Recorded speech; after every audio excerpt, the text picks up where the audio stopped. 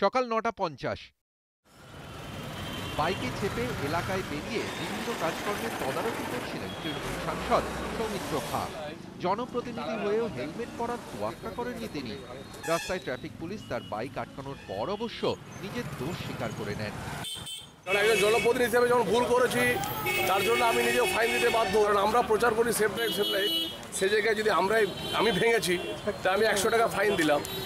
তাই যারা ভাঙবে তাদেরকেও বলবো যে সবাই হেলমেট পরুন। শুধু দোষ স্বীকারই নয়, মোটর ভেহিকলস আইনের 129 ধারায় 100 টাকা জরিমানাও দেন শাসক দলের এই সাংসদ। পরে পাশের একটি দোকান থেকে হেলমেটও কিনে নেন, কিন্তু নিজে হেলমেট পরলেও তার সঙ্গী আরোহীর মাথায় হেলমেটের বালাই ছিল না। সাংসদ হেলমেট পরেছেন এটাই বড় কথা, তাই হয়তো দেখেও না দেখার ভান করলেন পুলিশ কর্মীরা। পথ দুর্ঘটনা এড়াতে সেফ ড্রাইভ সেফ লাইফ নিয়ে বিভিন্ন কর্মসূচি নিয়েছে রাজ্য সরকার। জনপ্রতিনিধি থেকে অভিনেতা সবাইকে এই প্রচার কর্মসূচির অংশ করা হয়েছে। এরপরেও বাঁকুড়ার তৃণমূল কংগ্রেসের সাংসদের এমন ঘটনায় সচেতনতা আদৌ কতটা বেড়েছে তা নিয়ে প্রশ্ন তুলে দিল। বাঁকুড়া থেকে মৃত্যুঞ্জয় দাস,